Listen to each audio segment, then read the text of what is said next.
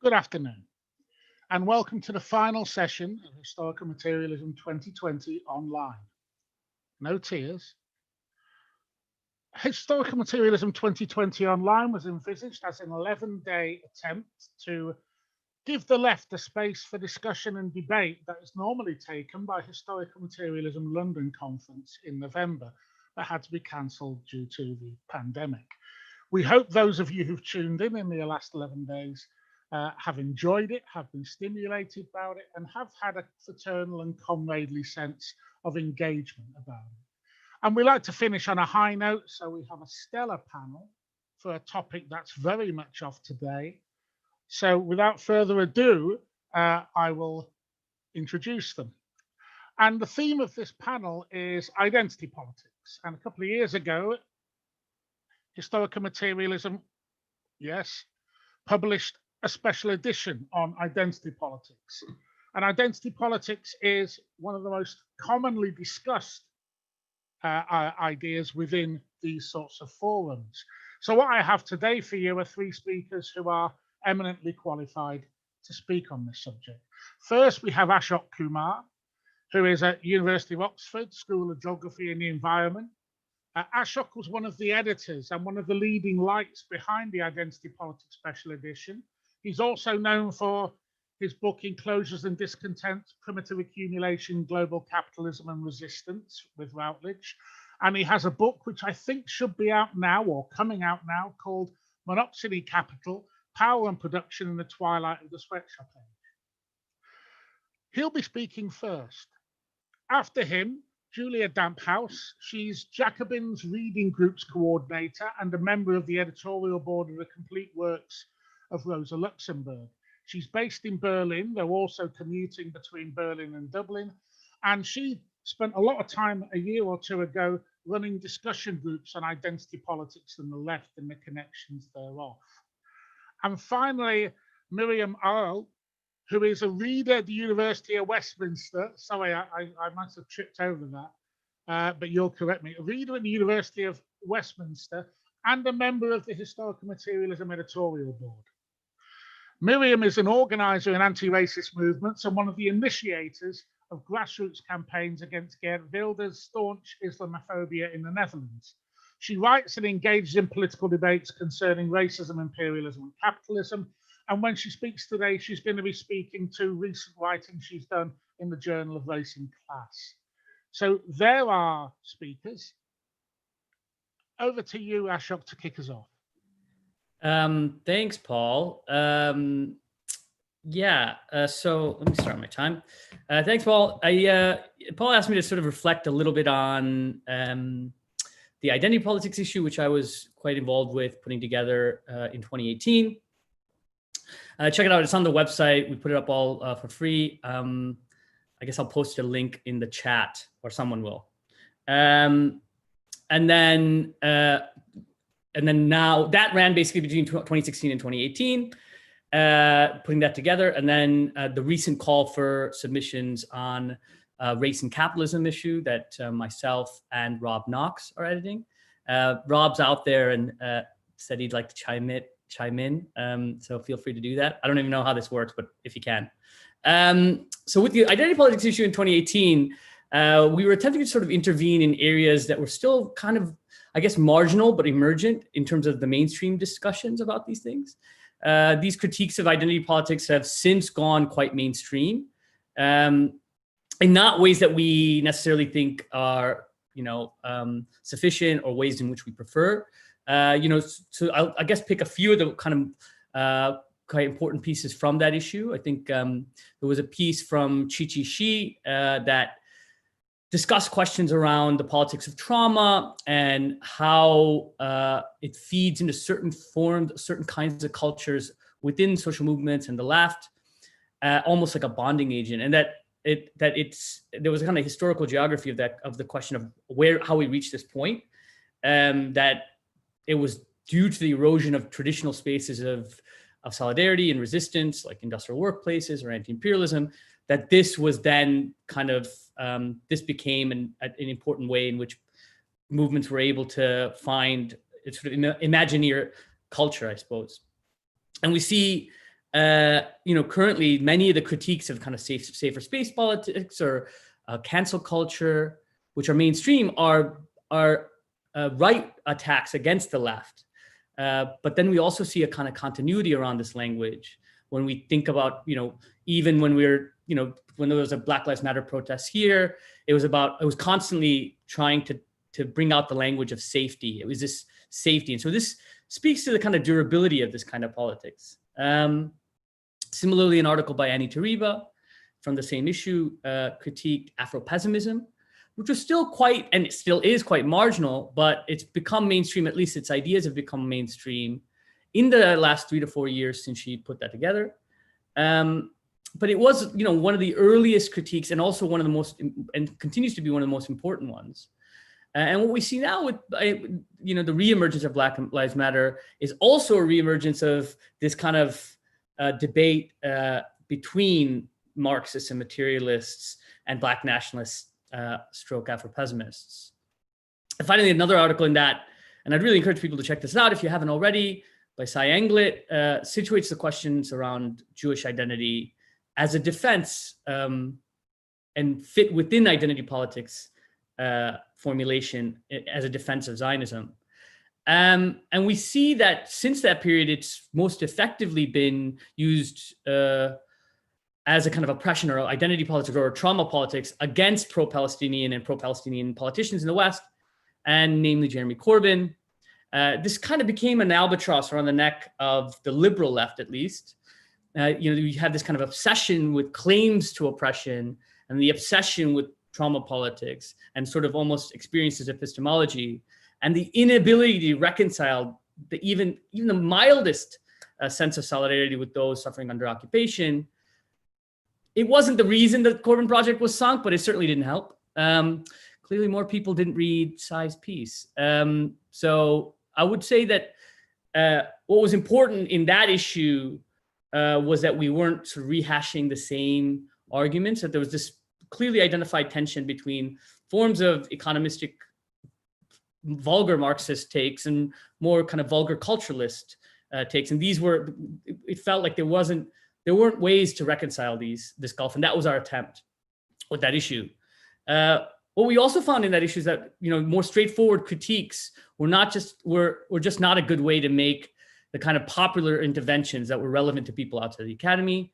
An effective way was a kind of historical analysis. And that brings us to the current issue, the race and capital issue. Fundamentally, the differences we found in that issue was the ones that were the most relevant to people was drawing out or teasing out the questions around the relationship between race and capitalism. I guess what's exciting about this issue is the volume of kind of concrete submissions we've had, and that they're not these kind of formulaic debates between Marxists and liberal identity politics, but also debates within the Marxist tradition as well. So that's quite exciting. With the race and capital issue, we're really we're sort of inviting ways to think about racialization, but also empire and solidarity. Those are the kind of big issues that we're trying to tackle. We want to know more directly the relationship between kind of economic crisis and the reformulation of race as a kind of dynamic process. What we've seen really since Black Lives Matter began, and is almost a kind of cottage industry of liberal race takes that have kind of shot up bestseller lists. It's a real moneymaker to kind of exploit white liberal guilt feelings. And I think that's why now more than ever, it's really important to make these kinds of interventions. As I said, we're trying to highlight the question around racialization rather than race as a category. If we see this as a kind of ongoing process of contestation to ensure the stability of class relations and maximize profits, we can focus more on the structure rather than the defense of the categories themselves. One area we've invited contributions and received quite a few for the special issue is on policing, under the backdrop of Black Lives Matter, of course, but it's also important that we want to foreground contribution by Marxists and also make new grounds and new interventions. But we're also attempting to look at the process outside the bounds of a particular country more globally. One area where there's quite a few submissions and there's a growing interest is in this concept of racial capitalism. I guess I'll talk a little bit about that for the remainder of this talk, but for those of you who aren't aware of this debate, this comes from Cedric Robinson primarily, or originally. I think there's two ways that people treat it. First, the category is deployed to emphasize the centrality of race within capitalism. And if it's used that way, you're sort of saying we want to talk about race and it's important and its centrality within capitalism, then I don't think that's not really problematic, right? But the second way that it's used, and I think more problematically, is in the way that it's formulated by Cedric Robinson in Black Marxism, his book. Robinson's, quite important to a number of different ways of thinking about this. Specifically, sort of Afro-pessimists have picked up a lot of what Robinson has to say in his formulation. It's sort of similar to sort of how I think post-colonial theorists use Said, but there's also every indication that Said sort of went along with it. The text itself, sort of like Orlando Peterson's Slavery and Social Death, makes some interesting interventions, but I think the problem really lies in its disciples. I guess it speaks to like a larger question and problem with race once we start thinking about it more globally. And the tension really is that, you have the post-colonial theorists that eschew universalisms and meta-narratives and are sort of fixated on exceptionalizing the universal. There's exceptional cases everywhere and that we can't make these universal claims. But at the other end, you have the Afro-pessimists that are fixated on the American experiences and by extension, the South African experience, and kind of universalize the exceptional. I think that's why here we're trying to think about it in other ways, that don't fall squarely within those camps. The emergence of the debates around Robinson's formulation is important because it goes to some of the serious debates over the relationship between race and capitalism. And it's not an esoteric debate. It really helps us understand the relationship between the universal and the particular. Does race predate capitalism? Answering that question triggers a series of others. Can there be capitalism without racism? Or is it always racial? This helps us really tease out and confront both race and capitalism so that ultimately we can attempt to end both of them. And so Robinson argues that the Eurocentrism inherent in Marxism means that class relations are inadequate in understanding Black life and history. To Robinson, the history of race is autonomous to the capitalist mode of production.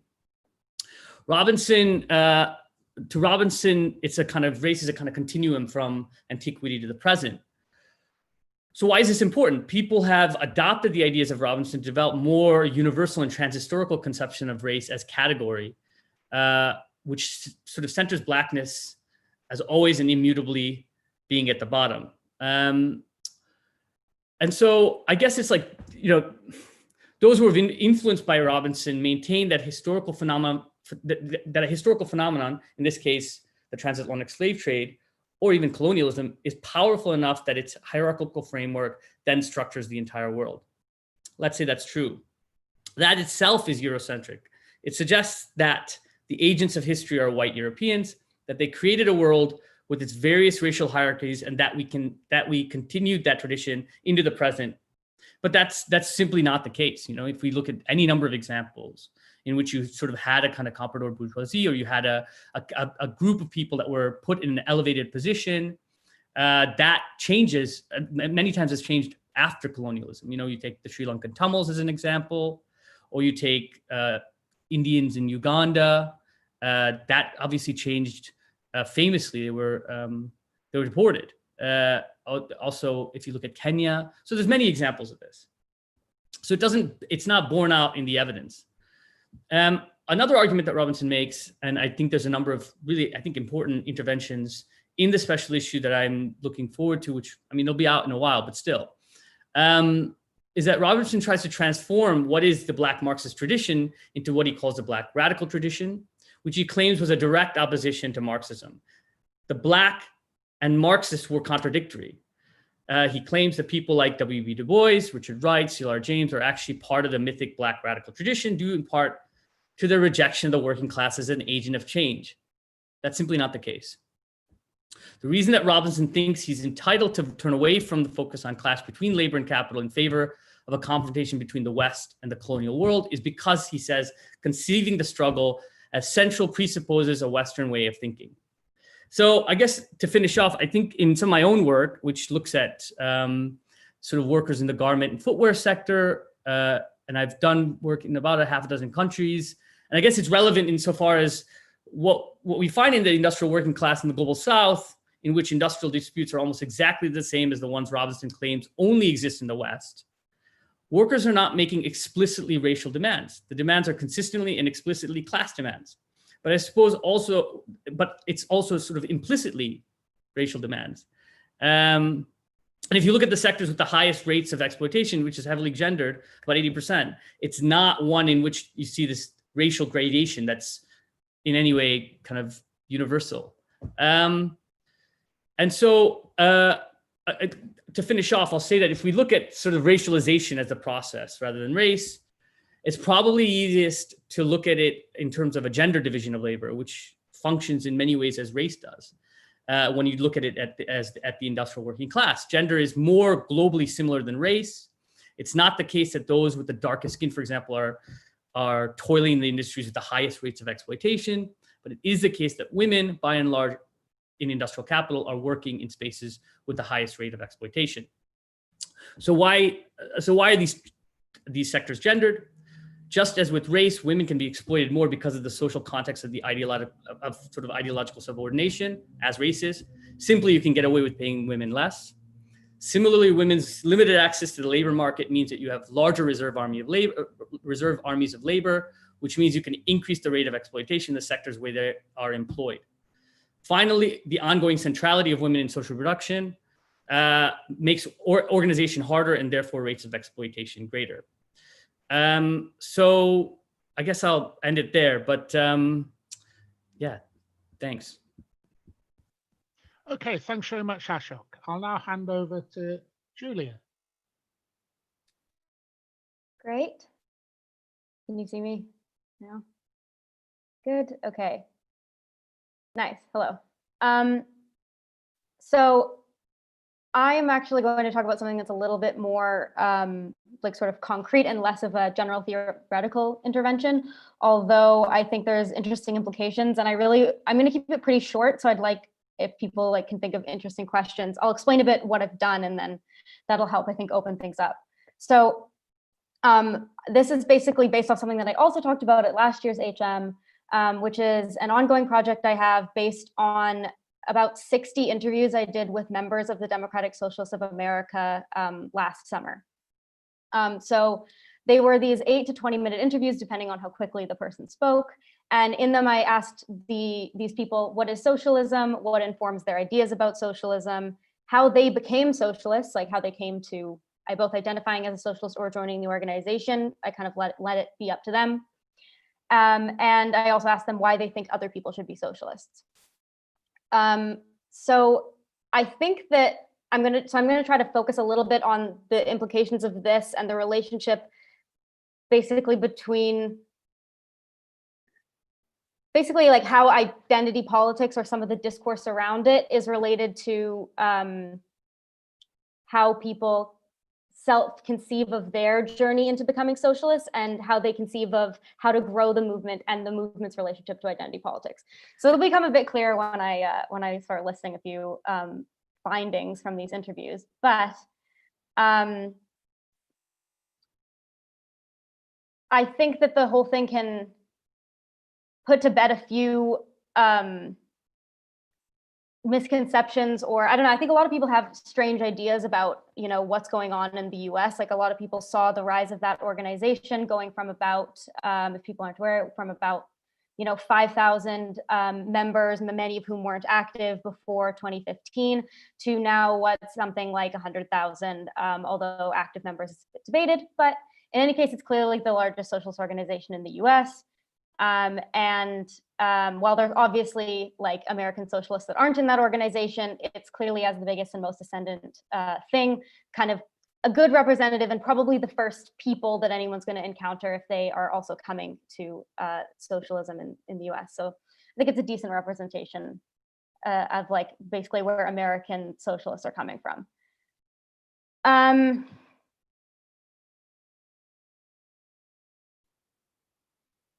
So when it comes to the relationship between identity politics, I'm not defining the term here because I think that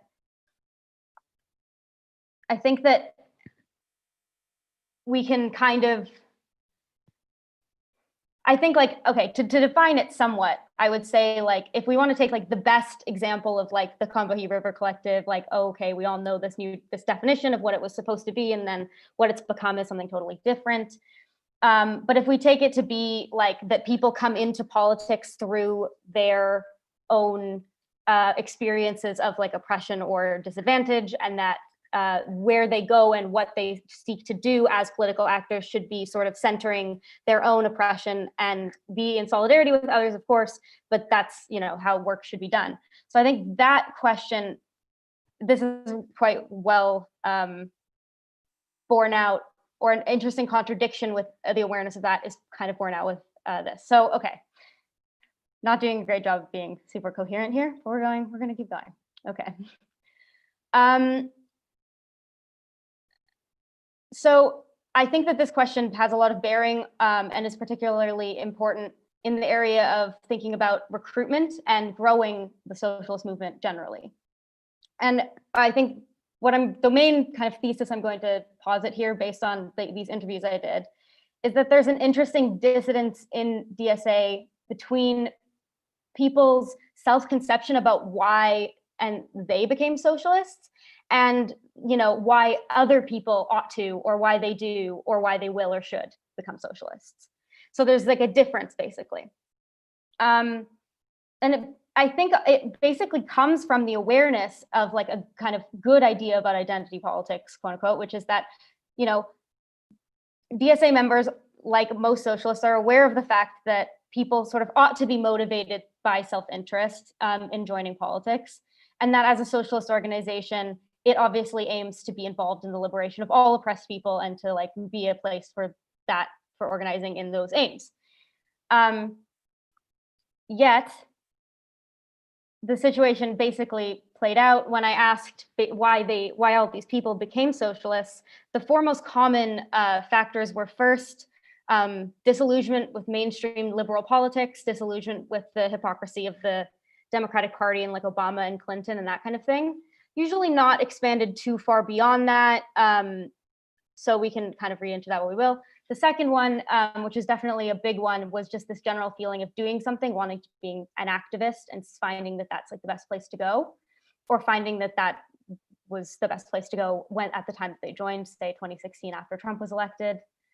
Third, a kind of semi-academic or theoretical discovery of Marxism. So they stumbled upon a book, a professor told them something. Some people, even it was like their parents had them, you know, read a book or something.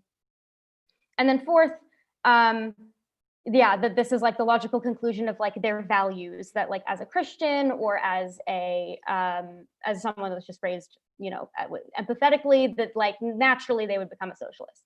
So those are the main four reasons why people became socialists. There wasn't very much in there, even from people who are identifying as like women, non-cis, non-straight, people of color, like even among them, they weren't able, like they didn't particularly focus on, you know, their own sort of oppression, quote unquote, as like a main motivating factor for the most part. Yet in the answers for why other people should be socialists, or what they would say to someone if they were trying to get them to be a socialist. So often the way that I prompted this question when people were having difficulty with it was, okay, imagine you have, you know, a couple minutes, no pressure, but to talk on the radio, what would you say then, you know, to anyone? So a lot of the answers there were basically that socialism as like an economic system offers a general improvement. You know, the 99% of people stand to benefit from these changes in the economy. The second one, similarly, is that socialism means like power in the hands of regular people. You probably feel really downtrodden. You probably feel like you don't have any control over your life. Socialism is the democratization of society. So that's the second one, basically democratization. The third most common one was some sort of idea about working class self-interest. So explicitly saying you're a worker, and because assuming, you know, the majority of people are,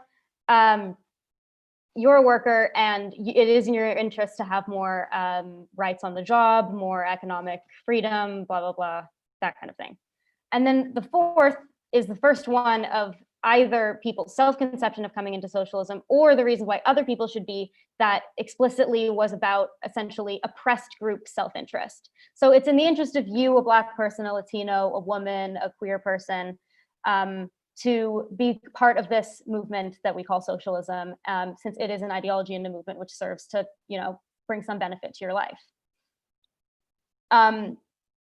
So, I mean, like an individual example of that I picked out, because there's, quite a few, but I don't, is that, even people who identified as a person of color or non-cis to me, it was still really the case. So it wasn't just that the raw numbers were like overwhelming those people who, were persons of color or like queer. It was really like even their specific examples, only 1 out of 8, for example, genderqueer people specifically mentioned their gender identity as a reason for, getting political and getting involved in socialist politics, even though they sometimes would say that the people that, felt like in their answer to other people, fellow queer people, we stand a lot to benefit from socialism. So I find this very interesting. And I think it has like a lot of implications that I'm happy to expand on a bit more later. And I think this attitude, is best described as essentially like identity politics for thee, not for me. And I'm not, anyway, I think that's a provocation, but I think that's an interesting implication about like the way that these people as socialists are expressing what this is. So just like one example to finish off. This was a young genderqueer person who identified to me as genderqueer from the South, from a smaller chapter. And when they were talking about how they became a socialist, they didn't mention their own identity or in any form at all, or their context really. Instead, they said basically, as shorthand, this is quote, as shorthand, I could say Bernie Sanders got me into DSA. And then having conversations and getting engaged in the work is what made me into a socialist. So that is like a pretty common path. And I think it's relevant given that it's this person who otherwise you might expect would say something about, their own oppression. And then asked about why others became why others should become socialists.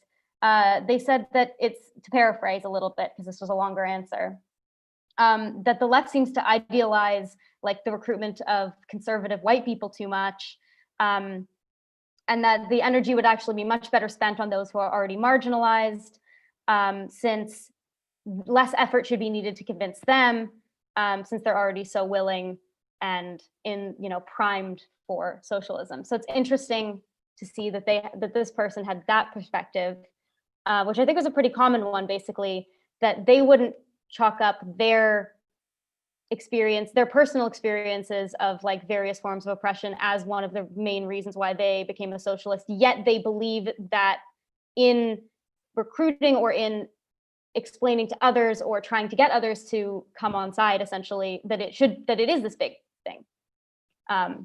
Yeah, so that's me. That's what I have to offer here. Thanks. Okay, thanks so much, Julia.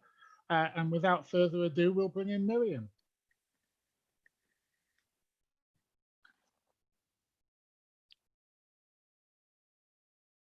Right. Classic.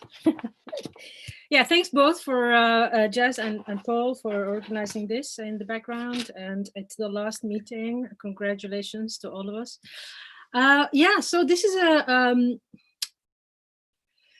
disclaimer. This is a difficult topic, and particularly for those of us who are involved both academically and politically as activists and as intellectuals, because it's so contentious, right? So you're sort of constantly finding yourself in opposition with other people's ideas and stuff. So sometimes it feels like the discussion about identity politics is really all over the place and getting more and more confusing and more difficult to place.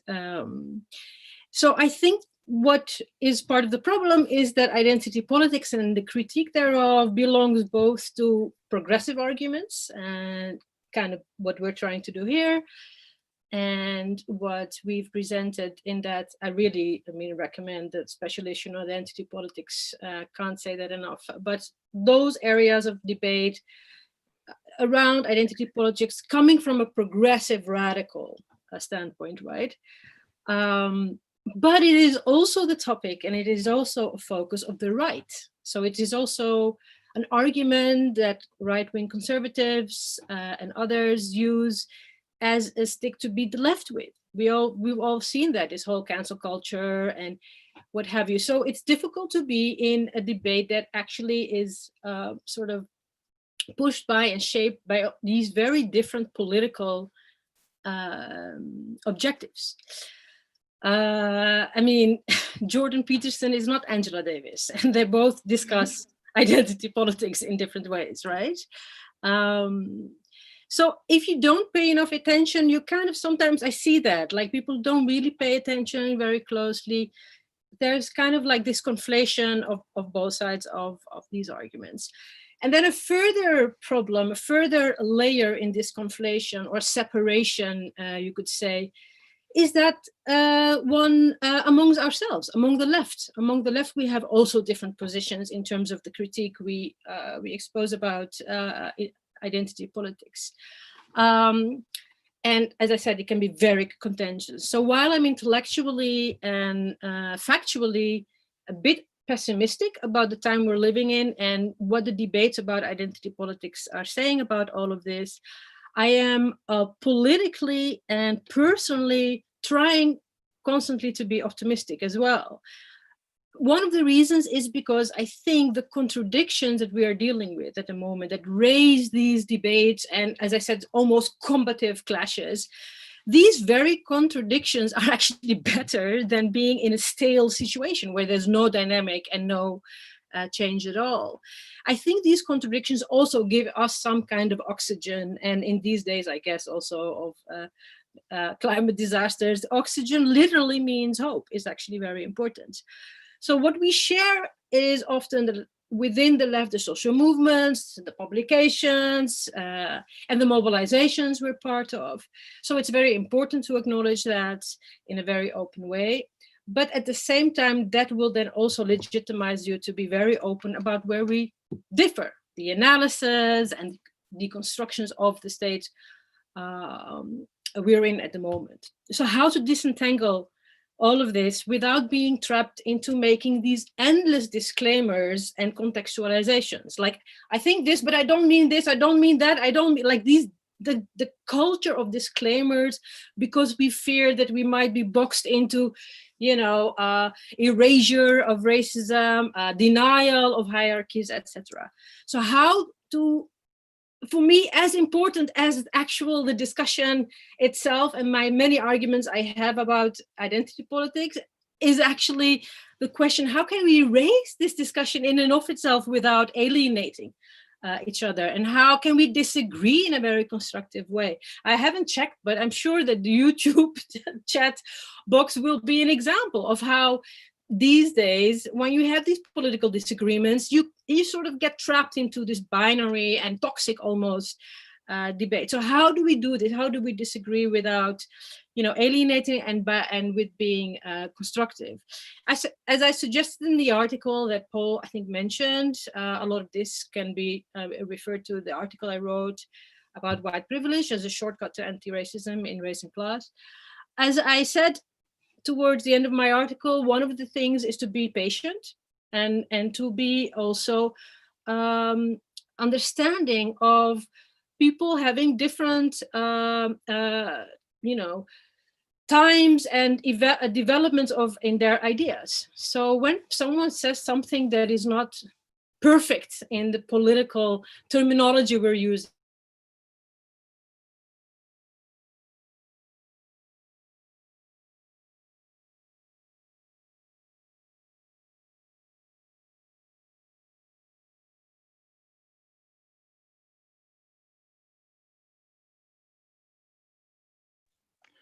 Okay, we've had a slight technical hitch with Miriyam. We'll just try and get her back as quickly as possible. Please bear with us.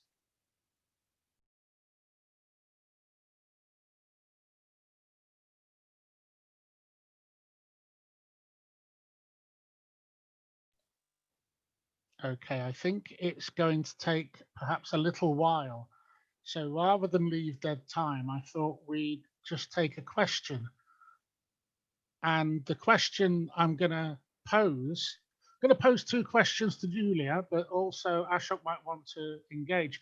And they're from people who've given papers, very good papers, I might add, in the last week. First one's from Geordie Cummings. Is DSA a good sample set? Given how many currents exist in DSA, from revolutionaries to old guard social democrats, to even CP USA members, I'm curious if you engage with what your subjects and with what traditions they identify. And then Jules Gleason asks, do you think the prevalence of queers in your sample has more to do with the DSA's politics attracting them actively, or more because often the DSA is the only left group around? Okay, these are both really good questions. So is DSA a good sample set? My sample is a pretty good one of DSA as far as we know. So one of the biggest problems with DSA is that they don't really collect proper demographic data, and they did one survey in like 2017 of people, and from that, my sample, from the stuff that they took, my sample in general is like really closely matched to that in a way that I found like actually kind of shocking, and like I don't think is particularly good. I mean, for example, in my sample, only one person didn't go to university out of 60. There were some that had some high school, or sorry, some university because they were, 20. But pretty much everyone was like university educated, which is pretty shocking. Men and women, it was like 30 men, 15 women. And then I think this also starts going into queers, 8 queers. So like, I think that's a higher proportion than like the average population. This was like genderqueer, not sexuality. And so I found that interesting because to answer the queer question first, basically my sample set is a decent sample set of in terms of most demographics for DSA. Then is DSA representative of like the left in general? Maybe, arguably not, but it is clearly the biggest thing. And like I said, if you're starting to be interested in socialism, maybe through Bernie Sanders or wherever, and you are looking for something, basically like Jules is starting to suggest, it's going to be most likely where you end up. So the question of the prevalence I find interesting, and I think it's related somewhat to this, to go back to my kind of why did you become a socialist or why did you get active in DSA? A lot of those answers indicate the fact that people had a pretty strong awareness of like liberal politics to begin with. They got disillusioned with Obama. They were part of Occupy but felt like it was failing in some, or it lacked a certain political thrust that they were looking for. And so I think similarly, part of the reason why there might be more queers represented is because the people here are like, they were already active in politics in some way and then became active in socialism or in DSA once it became sort of more active. So these are people that could have been likely, even like queer activists or like interested in it as teenagers, or you know what I mean, and then like eventually finding their way into DSA in that way. Should I have more to say about the kind of second part about currents within DSA, but we can go back to Miriyam since she's back. Hey, I think what we'd like to do is go back to Miriyam. I hope, Miriyam, that you're not being attacked physically in your home. I was getting quite worried then. Yeah, I mean, I share a house with Maya, so it's very possible. No, I think the internet went down, so I just went downstairs. So you're now gonna go and get a look at my living room, but we'll just have to play along. I don't know what you've decided. Like you just carry on from where you were, okay. Miriyam. We just took a couple of questions while you were gone. Okay, so I said that maybe what is very important for me is to show you and to talk you through the premises that I start my critique and radical engagement with. I think that might help us at least to engage with this debate in a more constructive way. First of all is the acknowledgement that we are living in a time of, and nobody I think will be surprised, of great global paradox. So there's so many contradictions that are quite fascinating. On the one hand, you have a very interesting rise in revolutionary mobilizations. I mean, the number of protests we've seen in a way is like unprecedented, and been following the news in the Netherlands, also in the summer, like Black Lives Matter, but also around climate change, etc. But at the same time, what we also see, what we also have to acknowledge is that there is very limited social political transformation, despite the fact that there is a very interesting rise in protest and mobilization. There is actually very little social political transformation, and some would even say we're still in a period of defeat. The class struggles and the sort of organized class warfare aren't that impressive, at least not in the situated sort of context I'm talking about. So I'm talking about, of course, mostly main parts of Europe, North America, the places from which all these new ideas about identity politics emerge. I'm not talking about loads of other places in the world where this is not actually relevant to. So that's one premise, this global paradox, and we kind of sometimes we want to follow one lineage so that we can have clear-cut analysis. This is what we used to do in the past. I come from a political tradition where we had expressions like these are the 1930s in slow motion. It's like you want to have a kind of clear, but actually the days we're in now is not clear. They're both happening, a rise in political consciousness and radical protest, but also still quite very weak and sense of defeat in terms of class politics. The second premise is there's this growing tension between experience and positionality. So in a lot of discussions, there's this idea of like, your experience is the kind of guiding, sort of guide you into sort of making claims or analysis. And there is a big difference between experiential knowledge and positionality. So I think that when we look at positionality, I think mostly of the location of the formation of ideas, or where's this production of knowledge around issues to do with identity politics and anti-racism comes from. I think that's very important. That situatedness and positionality we need to acknowledge is to a large extent academia, and it has changed because 30, 40 years ago, it would have been the social movement or activist networks. So how we as actors or activists or thinkers are situated matters a lot in how we shape and produce the ideas that have to do with identity politics. So there's this tension on the one hand between experience as a kind of claim making, and on the other hand as positionality that is actually not acknowledged as clearly as experience. And the third premise is, I think, for me, more a reminder is that we need to appreciate an ethical, moral imperative in doing politics and having debates about identity politics as well. What I mean by this moral imperative is, what are people's intentions when they claim something or say something? Intention matters. Like if you disagree, but the intention is actually to whatever, beat Trump or to win whatever, then that's a very different type of oppositional reality. As I said, everybody makes mistakes, but I think intention is very important here. I think that from what I've experienced myself in these debates, having been in the limelight of some of these debates and being also a recipient of a lot of strange framings of my critique, being in itself racist because I critique a certain type of anti-racism, I think that I've learned that there is the kind of disagreement that strengthens us, that kind of provokes us to ask new questions and therefore enlightens us. And there's the kind of disagreement that is born from straw manning or selective quoting that actually diminishes us. So there's a type of disagreement that strengthens us, and there's a type of disagreement that diminishes us. So it's true that there's a certain intellectual priority that we all carry. It tends to form itself around our training. It tends to come up from the political affinities we have, or even our biographical history. But it is a problem when that starts to deprive us from gaining critical insight, to be reflective and reflexive. So it helps to accept, I think, that radical theoretical and intellectual traditions are always unfinished. They're always learning, they're always developing.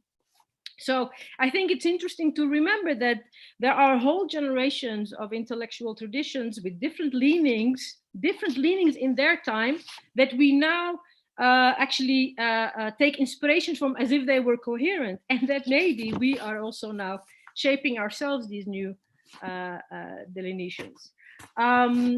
So to me, these debates and arguments and disagreements, they are more like this knowledge that comes out of it are like a stone in your right hand that helps sharpen the knife in your left hand. I'm like, for me, it's like sharpening that knife, and I need that knife to cut through so much of the bullshit that is out there around racism and anti-racism. So I think what I've done in the article around white privilege is to try to offer an alternative reading about why it is recovered, why it is coming back as a notion, as a concept in the activist movement.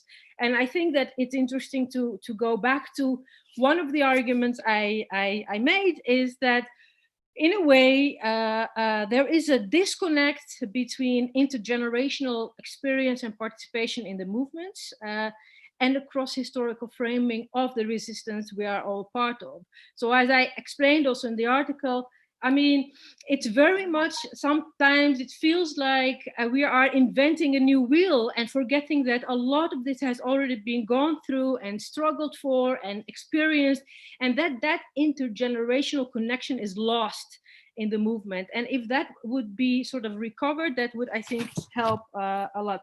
And the other thing that I mentioned that was very important is the cross-historical framing.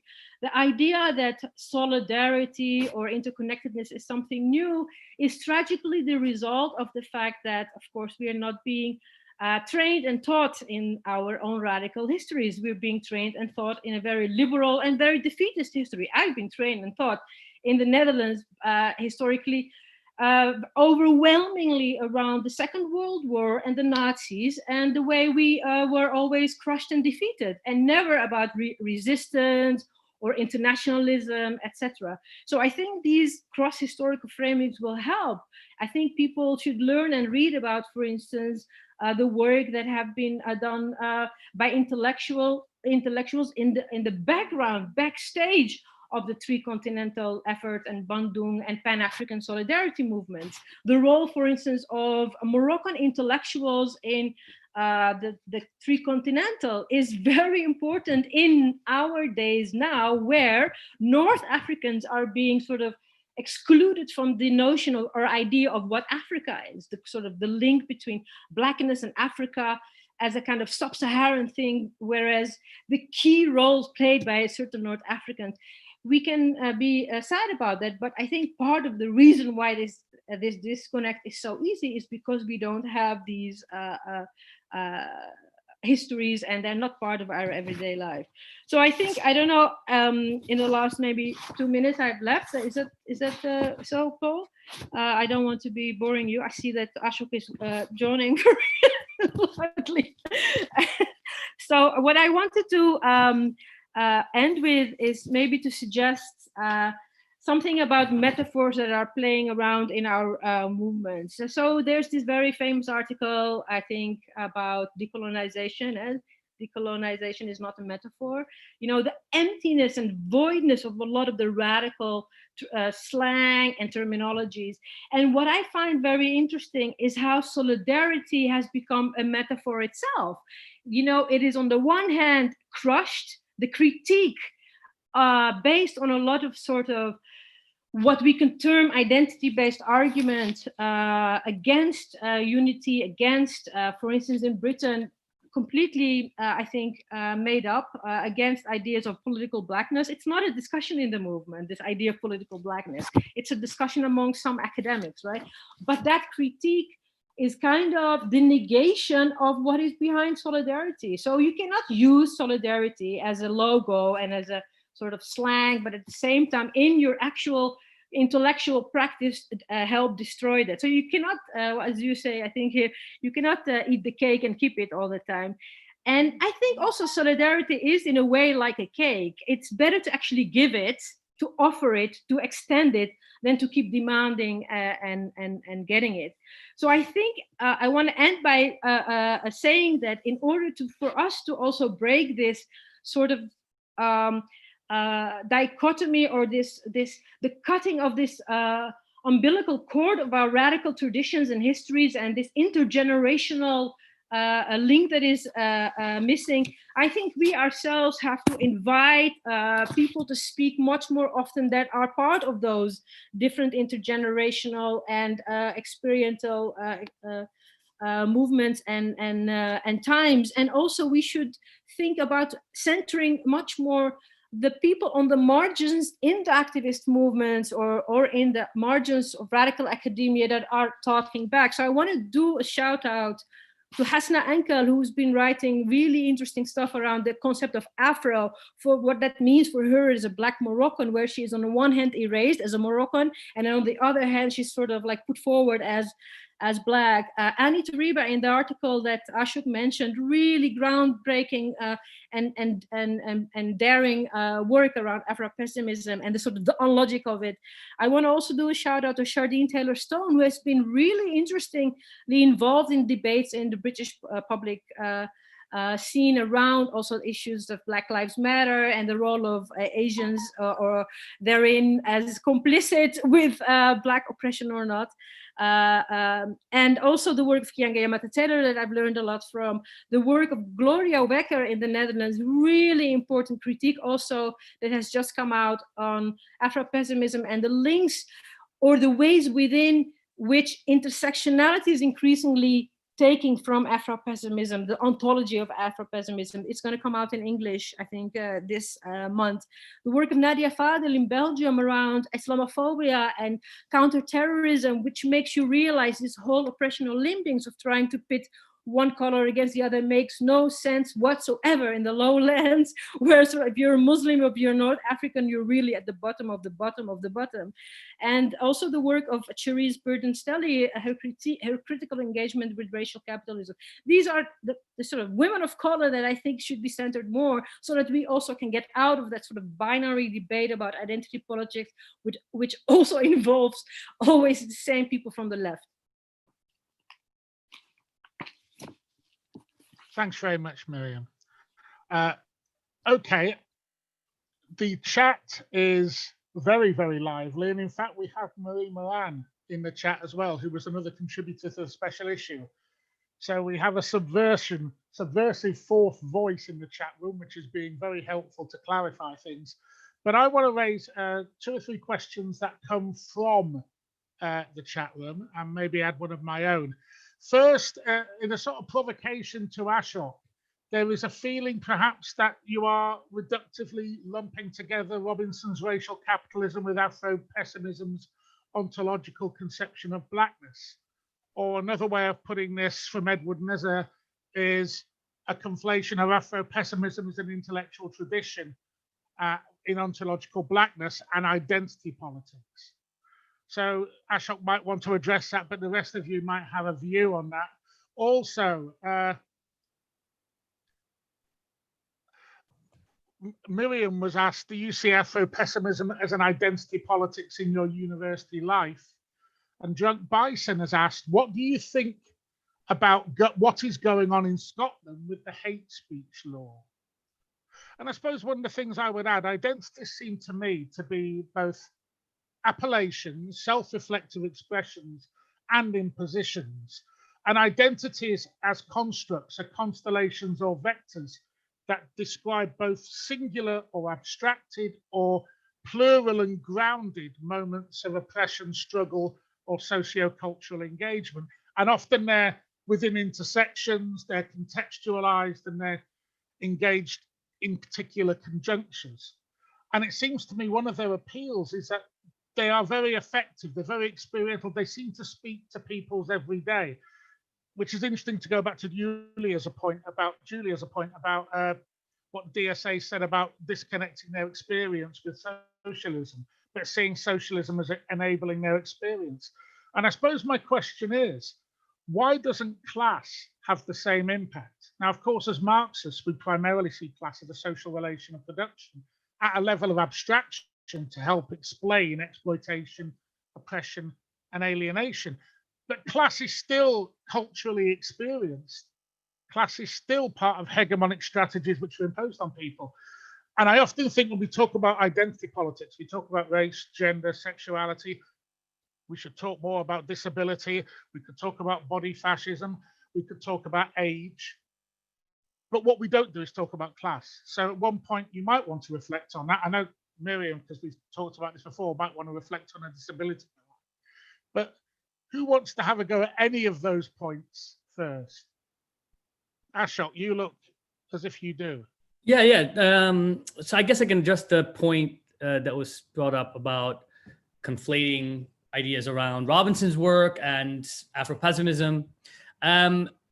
Firstly, I'm not saying that they're the same. I'm not, of course, what I'm saying is that people can take ideas. I mean, that the reason why Robinson plays an important role with a lot of the formulation around Afro-pessimism is because they take ideas that he's put forward to construct their own identities, their own ideas. So of course, I'm not saying they're the same, obviously. I mean, for example, I gave the example of Said and sort of post-colonial theory and subaltern studies. I mean, they take ideas and they go in a different direction, but there's overlaps. I mean, I think there's a reason why contemporary and analysis around and ideas around ontology take Robinson's ideas. It's because if you understand race as and capitalism being bound together, it's very difficult to make the kinds of ontological claims that the Afro-pessimists make. That's why it's such a central part of their own analysis of history. So Robinson, he says in his book when he's talking about violence, he says, the mechanism of self-destruction is inherent to Western civilization. That's from Robinson.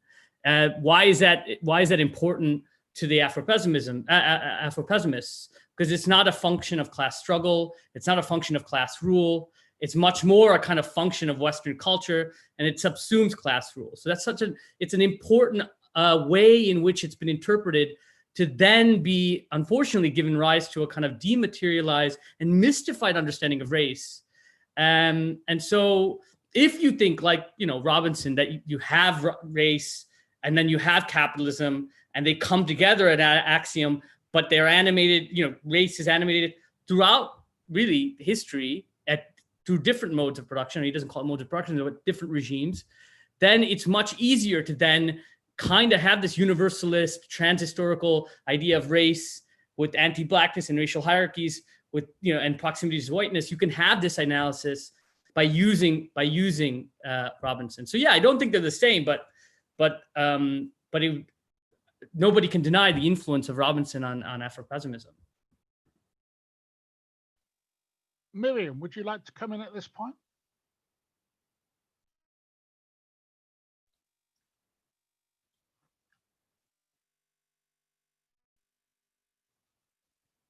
Sorry, I said maybe Julia wants to come in. I'm still digesting your question. Okay, yeah. I also needed a bit more time there for a second, but I think I can do it. Okay. To address, Paul, your point about why don't we include, or like to what extent, so this whole, I guess actually to finish addressing the question from Jordy from earlier about essentially like, is there, did I analyze like people's like in the internal, like DSA is a notoriously like unruly organization with all sorts of like internal factions and people coming from all sorts of different positions. So did I talk to people who were coming from like already politicized positions, whether that's because they were like older people or I guess younger people as well that were in like different organizations before? Yes, I think I have a pretty representative sample, but because of the scale of the organization, what that amounts to is like having like 2 people who were in the organization in the 80s and like a couple people who were in Trotskyist organizations before being in DSA. That's basically representative, like a couple people in a sample of 60. That being said, then, so that's like one point. And then the question of, so that's one part of it. So like, I have like this kind of representative sample. I have all these very interesting interviews. And part of the problem of writing this whole thing up and why I've taken forever doing it is because it's very difficult to figure out like what's the most interesting thing to write about with it. But one of the things that I have been really obsessed with is the extent to which looking at these answers, I can tell, or I can try to see the influence of ideas like intersectionality and like identity politics understood as in various ways or whatever. So like intersectionality is a good one because there are a lot of people who sort of said, oh, well, socialism is about fighting all types of oppression, whether that's, you know, class, race, gender, blah, blah. And like listing them in an order like that says that there are all these different oppressions and they intersect, versus people who sort of said more like there's this capitalist system and it oppresses people based on like all these different factors. But of course, like, you know, if you're poor and any of these things, it's like compounding in a different way than just, you know, adding it up. It's rather that like, you know, the social reality of capitalism is the terrain on which like, you know, racism plays out. It's kind of like the basic argument. And you can see the difference of people who kind of believe that sort of thing versus people who sort of have a more generalized like idea of oppression. Yeah, and I think also then when it comes to class as an identity, I think it's like less strong in the US. And I also think that in the case of this organization, there are fewer people who would identify as working class in a cultural sense, if that makes sense. Like there's many people would say like, I work for a living, that means I'm working class. And that's a big part of their politics because in the United States, that conception is so outside of the normal mainstream politics. Like people don't generally identify as working class. So that's like almost like a provocation for them. But it's very much not a sort of cultural identification in the same way that you might try to reclaim in the UK, or rather than that, just say like there is all sorts of, you know, just there is more like classism as like a looking down upon people for their accent and that kind of thing in the UK, I think, rather than in the US. But that's also a simplification because there's other sorts of ways that happens. But okay, thanks very much, Julia. Miriyam. Yeah, sorry, I just saw the questions in the chat box. Sorry about earlier, by the way. I mean, completely broke the momentum of my talk. That's what you get with doing meetings on Zoom from home. But I think I saw the question on the comparison of radical politics as sort of ownership things and the kind of the problem that emerges when these traditions are becoming part of competitions. I think that's a really important question. And I think where you really see that, I mean, there are different areas, I guess, where you can see this, and we're all biased in seeing the areas we're working on a lot, but I see that with intersectionality and Black feminism. This idea of, I mean, I've heard this literally also, and I mean, the first response is just to laugh, like, what do you mean? When sometimes people say, why are you taking our intellectual labor? This is the blood and sweat of Black feminists. You're not allowed to use this. And I in the beginning, I really didn't understand what this was about. And I think it generally raises two responses from me. One is very ironic, like the irony of this. I mean, if you think about the fact that some of the references and texts that are being recycled and used a lot and sort of thought of as being the only versions of an intellectual tradition that exists have to do with the fact that there is a certain hegemony in terms of the Anglophone academia. There is a certain hegemony in particularly American academia that produces a lot of these works and books, also in the activist scenes. I mean, there's something very good about this, you know, the prominence of leftist publishers, Haymarket, Verso, others, but it kind of also shapes what we think is the only existing knowledge. So it's quite ironic that the reason why we refer to a lot of the same things is because there's a certain sort of hegemonic dynamic around it that sort of organizes this. And at the same time, there's also a kind of, I don't know if hegemony is the right term, but there's a kind of social reproduction within academia around intersectionality as a topic in and of itself.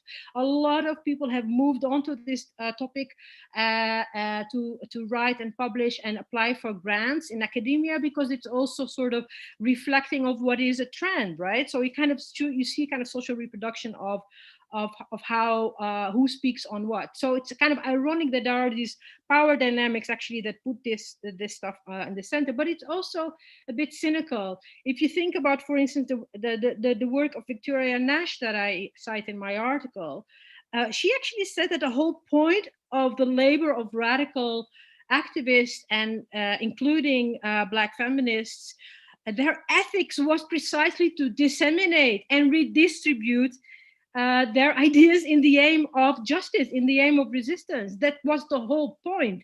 You want your ideas to be taken over, to be copied, to be whatever, plagiarized, if you want to use academic terms. So the idea of ownership doesn't fit this particular intellectual radical labor. So I think we have to acknowledge it's one thing to critique white liberal feminist careerist academics and their recycling of a depoliticized version of intersectionality. We have to critique that, and we have to start with that.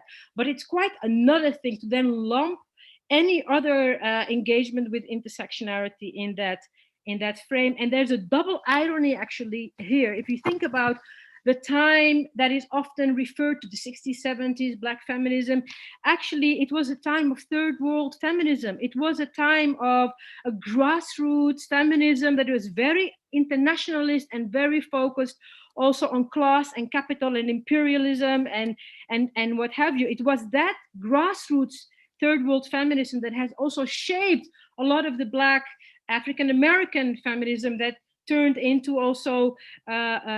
into their writings and publications. So already was an interaction at that time between Black feminists and third world feminists from India, different parts of Africa, Latin America played an important role. They're all erased in this new reading of what the origins are of certain radical tradition. I think we need to bring that back. It's not enough to say it's ethically it's morally a bit weird to talk about this as your ownership, but it's actually also more productive to bring back all the other sources of sort of radical Black or feminism of color, but even the intersections between white, working class, and feminists of color, to bring that back in our current narrative. They are erased also in our own libraries.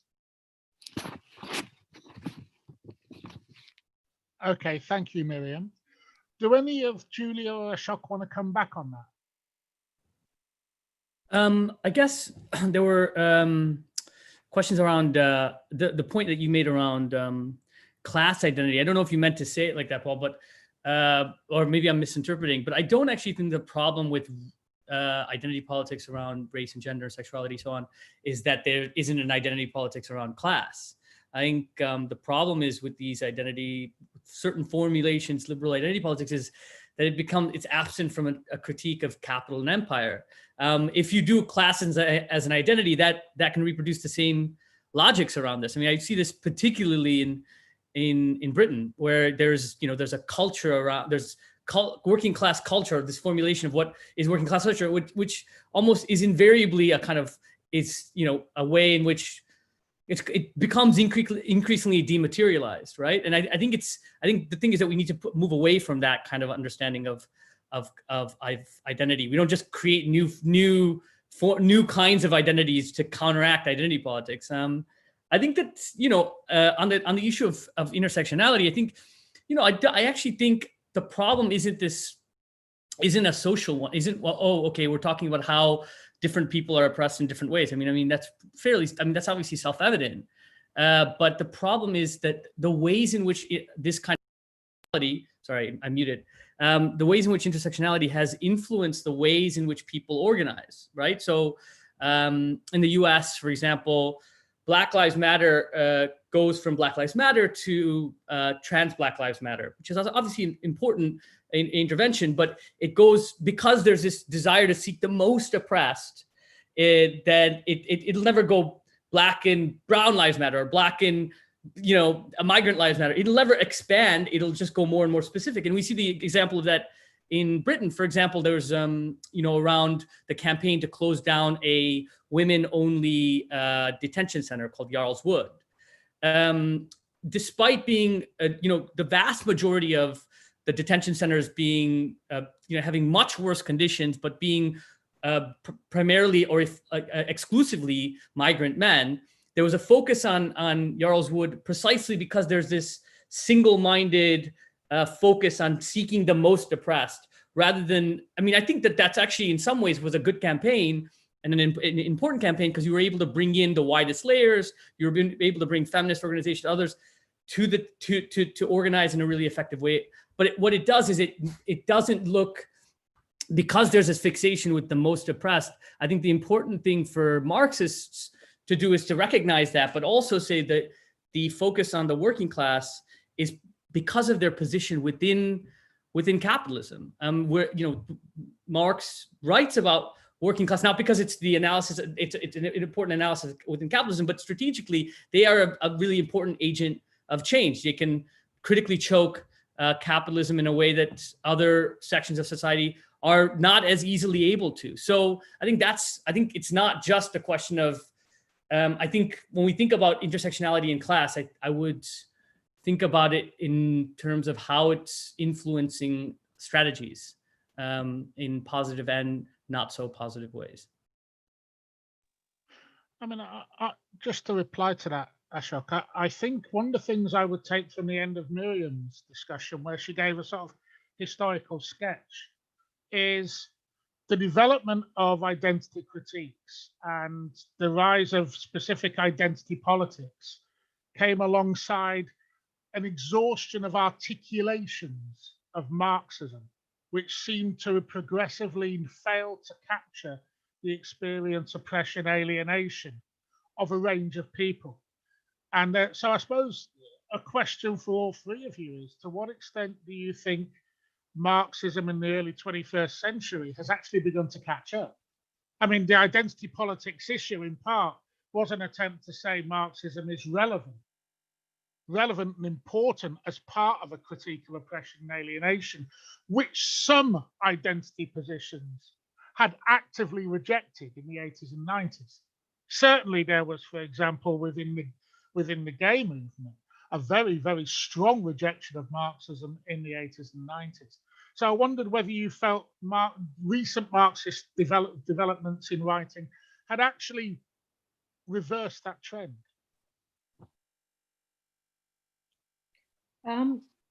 Julia, do you want to come in, or you can't hear me? I feel voluntold. I need to think. Hold on. Okay. Do you want me to come in? Okay. Sorry if you hear, I have new neighbors, I think. So there's a really good trumpet or saxophone player. So if you hear that, just see it as an extra bonus for me. I think your question really relates to a question in the chat that I received about, I think, the difference between a comparing and rejecting difference. I think that's sort of that for me.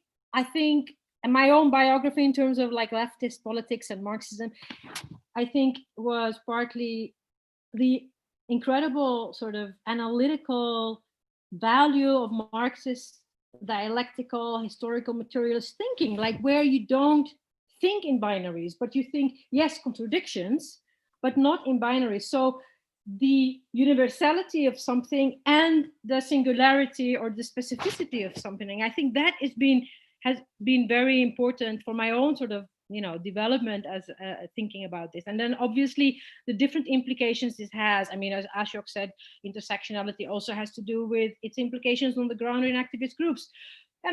Just as it has to do with implications in sort of a new ontology, just as it has to do with implications on actual people living together. So there are different angles and different implications, I think, that we can deal with and grapple with through a sort of Marxist lens. And I think this question about comparing beyond difference, I think is very important when we look at some of the contentions. As I said, we need to name things. I mean, it's important to be polite and to be gentle and to be patient, but I think we also need to name things when they are really wrong. I think what I find really problematic is this rejection of comparing, for instance, oppression or suffering, as if that assumes denying the specificity of another group. And the most cynical example I've seen, I think, I'm sure there are many others, is this weird pitting of Palestinians and Black politics. Ashok, I think, mentioned some of it, but I think it's so strange because it doesn't do anything also in terms of critical rethinking on or analysis. The only thing it does is to render like Palestinian subjects, suspects, but also kind of makes turns solidarity into a dirty word. Why can't we compare across different experiences and groups and communities? What is this fear? There doesn't have to be a fear of losing one's specificity. I think, to be honest, I think a lot of us have started from our specific identities. We have started from a particular biographic reality, whether it's disability, it's your gender, ethnic minority status, being a Palestinian, or very closely affinity with Middle East politics. But to paraphrase Gary Young, identity is a very great place to start your political activism, but a really bad one to end it. If it's going to be the endpoint of your activism or your politics, that's not what it was about. So I think comparisons are very valuable, and I take actually lessons from a lot of great thinkers. And I'm also biased. Like, a lot of my resources have to do with the fact that I read English. And so I'm sure there's a lot of French and Spanish and other, but one of the things that have really inspired me is Du Bois' work. The reason why he compared, why he looked into cross-race class struggles and looked into the very gritty of certain experiences of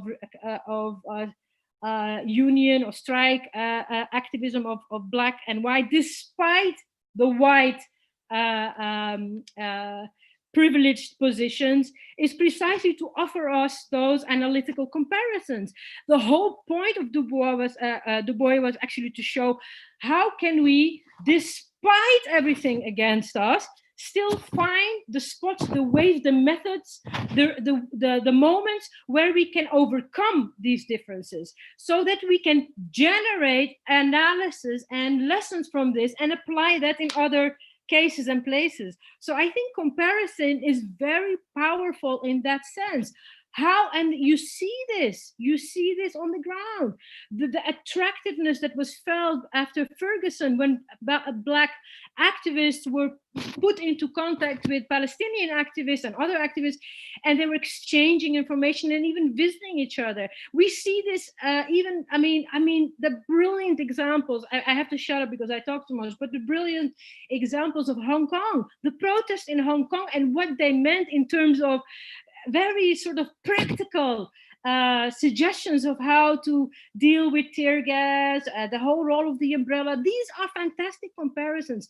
These comparisons do not undermine the fact that we also have particularities and differences, but they don't end with that.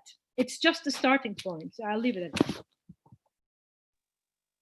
Okay, what I'm going to suggest is I have 2 or 3 questions here. I'll give you the questions, and then we can also treat the questions as an opportunity to wrap up. So if you've got anything in particular you want to say.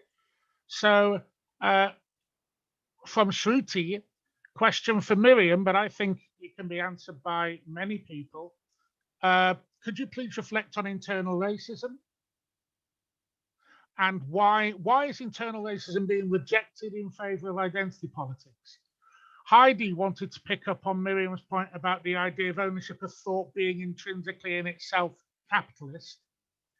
Anika and one other person asked questions about the relationship between Marxism and the politics of intersectionality. Of course, we had a panel on intersectionality on Monday where me and Miriyam swapped places. So you might think that's already been dealt with in part. But can we reclaim intersectionality, asked one speaker, from its current imbrication in atomized identity politics, reducing complex constellations of social relations to competing experience of injury? And Anika asks directly about the comparison. And Julia, there's still Jules' point outstanding on the prevalence of queers in your sample on DSA, if you remember. But if you want to treat these as your opportunities to wind up as well, add anything you wish, subtract anything you wish, talk about something completely different. Let's start with Ashok again. So on Marxism and intersectionality, going back to the special issue from 2 years ago, Ashley Bohr's piece that's trying to reconcile those differences, to think about a kind of Marxist intersectionality. People might disagree with it, but it's a very interesting piece that people should check out if they get a chance. I guess it's hard sometimes to, as you know, being in the academy, it's hard for me at least to know which social phenomena is in part or wholly sort of coming from the academy, or ideas from the academy, or which one is a social phenomena that people latch on to ideological ideas that are coming out of the academy. And I think Afro-pessimism, I mean, that's played a big part of today's discussion, is one of those situations. There's an impulse towards that politics, and then, you know, there's some kind of ideas that have been formulated in the 90s that then crystallize what is already an impulse.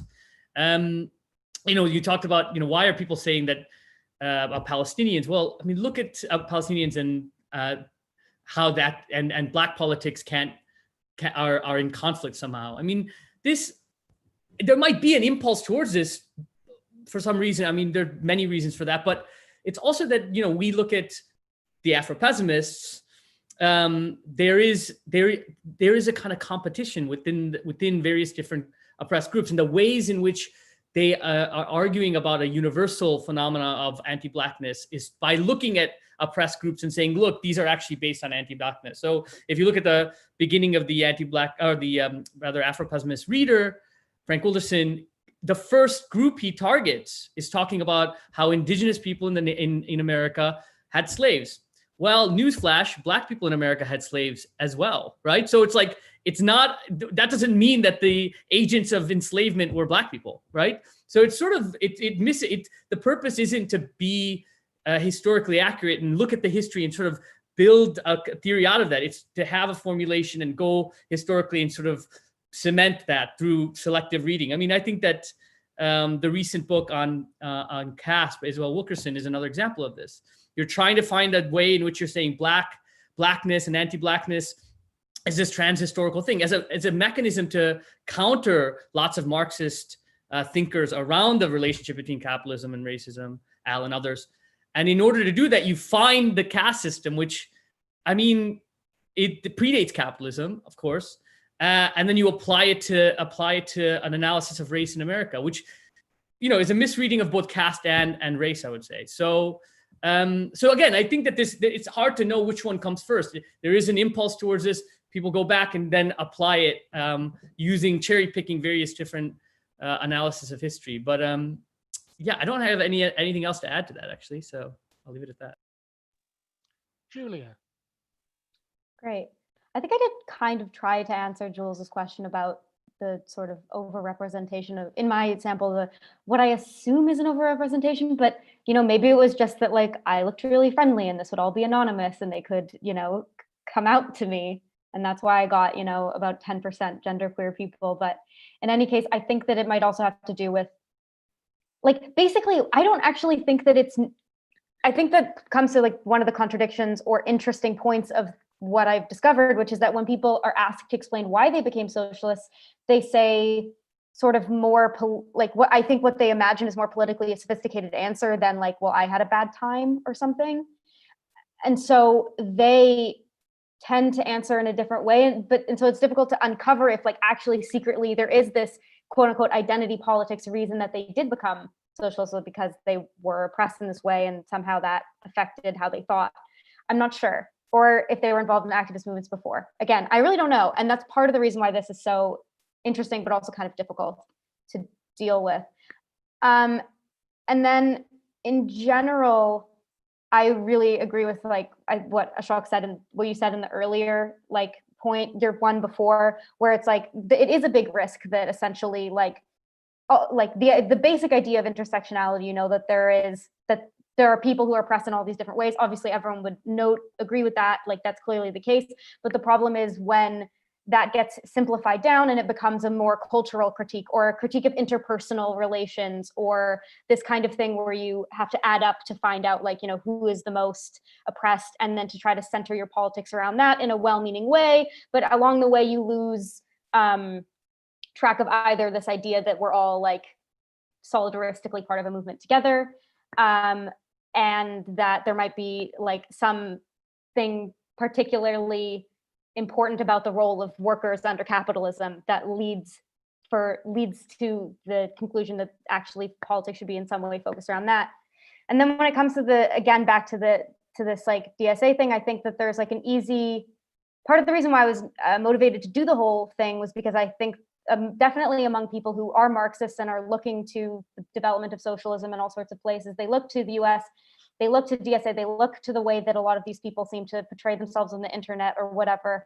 And they say, those are just liberals. They just believe that like oppression is bad and they are just like all kind of like activists and they have no, you know, understanding of Marxism or class or whatever. And I think like I was expecting actually to find some more of like a wishy-washy kind of thing, but you know, literally 90% said some variation of socialism is worker ownership of the means of production, or like worker control of society and the state, or something like that. It was like pretty impressive that was where they were coming from. And I think it points to, and then like I said, there's another contradiction of like all of them are university educated. So you have this, and then the way that they portray everything kind of highlights this contradiction of like the universal and the particular, in the sense that they all kind of they do have a pretty Marxist outlook, at least, of like there's a capitalist class, there's a working class, like, you know, it's very like rudimentary, but that it's there and that's a good place to start or whatever. And they see themselves as part of the working class, even if, you know, on a cultural level, someone might try to say like, oh no, but whatever, you grew up like upper middle class, as if that's a contradiction to, you know what I mean? And so they're like grappling with that contradiction, I suppose, between realizing to saying that like they are working in their own interest, they are working class, as are all of this majority of people with more particular, who face more particular forms of oppression, also are working class and also stand to benefit and also potentially have like power in society. So I kind of found that it was like a more, if you're looking at this sort of phenomena from like the, you know, like Marxist in a high chair, like, you know, position, I don't think it's as bleak as, you know, some, you know, when you see some more odd behavior happening over there and you kind of think like, oh my God, what's going on? I don't know. I think there's reason to be hopeful on that they are grappling with these issues, or that that this is something that's being, you know, it's a constant concern, and it's interesting. So we'll see how it goes. Miriyam. Yeah, thank you so much. I think also I think we need more empirical work, like Julia was just describing. Also, it's kind of like that thing that sharpens your knife to cut through the bullshit. There's such power and agency in actual empirical ethnographic work, of actually maybe the boring stuff of like people actually living and working together and trying to organize and outside the limelights, right? So I think that's really great. I think there was a couple of things that were mentioned that I think I already tackled. And there was one other thing I think that was mentioned also in terms of intersectionality and Black feminism. And I think I'm really thinking about the meeting we did on Marxism and intersectionality. I really, really recommend everybody I mean, we record all the meetings now, so that's brilliant. I really, really recommend people to go back and listen to Ashley and Holly. It was so, so good. But one of the things that is actually also really interesting when you think about this and read the different comments, especially like in, you know, the kind of the currency of social media, what do you call them, influencers politics, where everything has to be quick and harsh and provocative, otherwise you won't be heard. I mean, I just made a mistake to dip into the chat of the YouTube, but you see the same dynamics, right? One way to actually counter critical attempts to engage, even in comradely, is to pretend that there wasn't any internal difference or disagreement among, for instance, Black scholars. Or, I mean, I know this from Middle Eastern Arab studies and political radical histories, as if there was no internal disagreements among Moroccan or Palestinian or Lebanese. We are all bound by our ideological, class, political differences. And so, for instance, when someone says, why don't you invite Kimberly Crenshaw? Well, actually, I don't want to invite her. I'm actually more interested in talking with and inviting Jennifer Nash. I think her work around, as a Black woman, as a Black African-American woman working on intersectionality, speaks more to me and my politics in terms of how it relates to internationalism and class politics, etc. We don't have to like be only reduced to sort of an identitarian representation of a certain idea or concept. But this example already shows you there are internal differences. We are not, we can't be reduced based on our color or heritage. And so that's what I find interesting in a lot of these discussions that I've had with some activists who were really angry with me provoking their, I mean, strange sort of move into a type of anti-racism that was so corporate and so libertarian and so liberal. And one of the things they would do is to keep on saying, she's not Black, you're not Black, you're part of a group that has been oppressing Black people. I think we need to cut through some of the crap, because I think it's just based to how do you call it? It's called gaslighting, I think, in current social media terms, because what I say is also said by a lot of other Black activists. It's just very selectively taken out of the equation. That's why I did that shout out at the beginning. These are really interesting women of color, Black or people of color, I don't know what you want to do with our skin colors, who are sharing the same critique that I'm sharing. And so it's not really relevant to say you can't speak on behalf of, in a moment where you are selecting out those who do speak in the same way I do.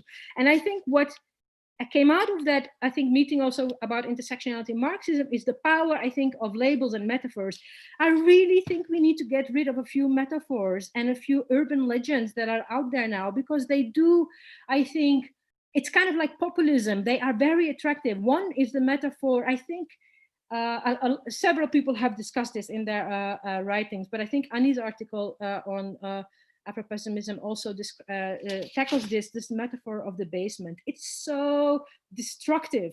The idea of having a certain people of a certain complex on the bottom of the basement, and then on top of them lighter skinned, and then lighter skinned, and then all of these other oppressed are stamping on the most oppressed to get out of the basement. And then it's used, that metaphor, in a way to sort of deepen and fixate this oppression Olympics. And the strangest thing is it's used in a very uncritical way by copy pasting it from a very North American, or actually US context, into Europe. So what we saw, for instance, was a really strange manifestations whereby during the Black Lives Matter protests in Europe, which should be applauded, and I mean, I had tears in my eyes, thousands of people are trying to translate the experiences of the United States into their lived experiences in Europe, which has a different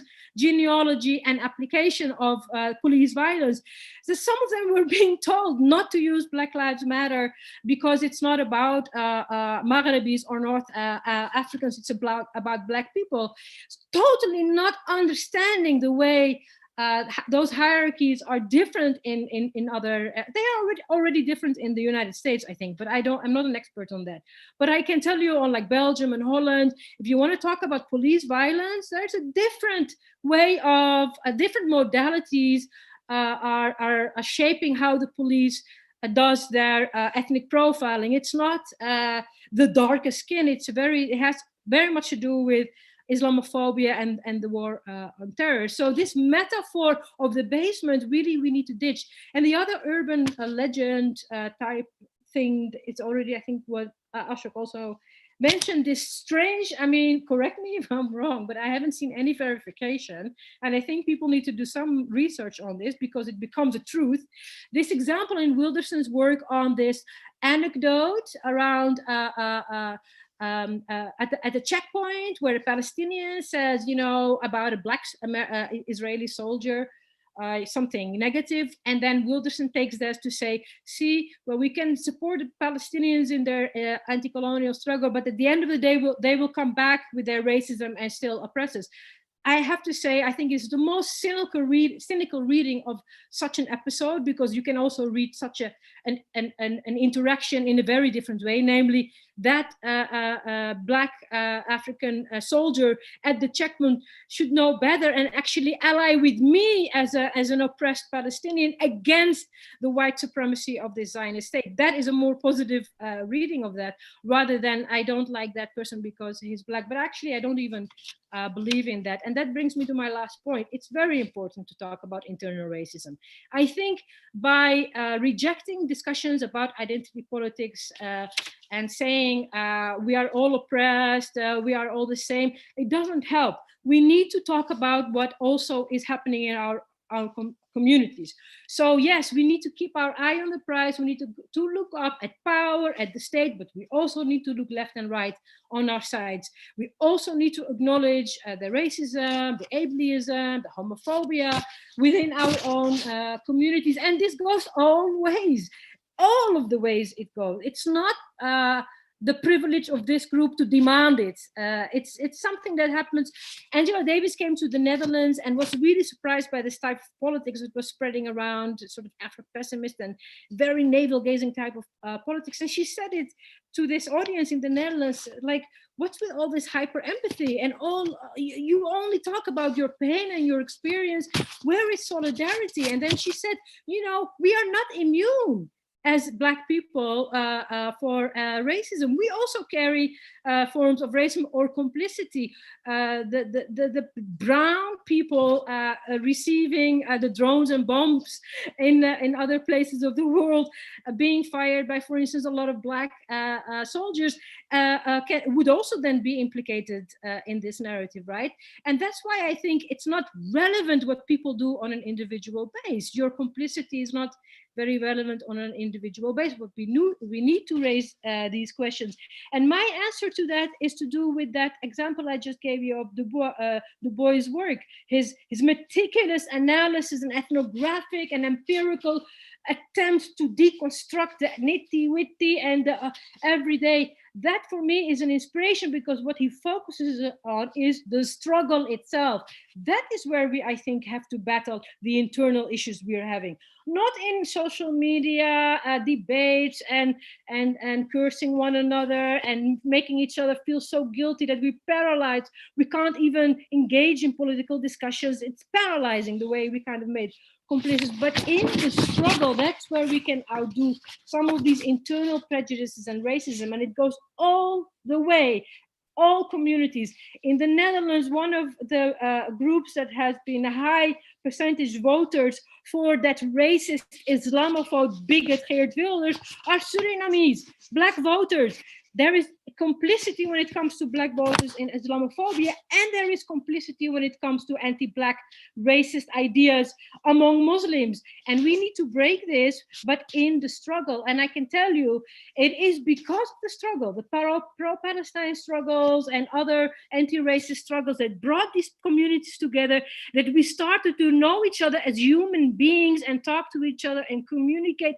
And in those spaces and moments, you see a lot of change in people's own ideas about other communities, which those activists and those participants in those movements then take with them to their communities and spread and strengthen the possibility of undoing the internal prejudices. It is not by some kind of lecturing on Twitter, or it's the struggle that needs to be the space of where we unlearn and tackle these internal dynamics. And that is why it's so important not to I don't know what to say politely, not to piss on solidarity. It's so important not to damage the idea of unity and solidarity, because unity and solidarity, they are basically the symbolic terms for what happens on the ground when we come together and struggle. So that is, I think, the beginning of a solution to think about what do we do with internal prejudice and internal racisms, is to think about what are the spaces where we actually can meet, and that will require solidarity and unity. Okay, thanks very much, Miriyam. It's a rousing finale for us.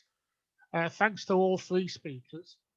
Okay, we're coming to the end. 11 days, over 20 panels, over 70 participants, several thousand viewers, and often these things get more viewed after they're broadcast live than when they're broadcast live. So we hope we've achieved something. It's little known, but apart from Miriyam in her flat, the rest of the HMEB live in a paper bag in a septic tank in the middle of a motorway on a bowl of gruel between 19 of them. This is my way of saying, if you can possibly donate, it's not for us, but it does cover the cost of putting on events like this. If you can subscribe to the journal, 25% off. Go to the Brill website. The links are on the HM website. Haymarket Books and Haymarket, thanks very much for supporting this enterprise, where we're working through Haymarket's YouTube. And believe me, the technical issues have really needed them. Haymarket publish our books. If you can go to their website, there's substantial discounts. And finally, thanks very much for those of you who've watched a session, been involved in a session, asked a question in a session, or more than one session. And we hope we'll see you live at HM London in SOAS next year. Thank you very much and have a good evening.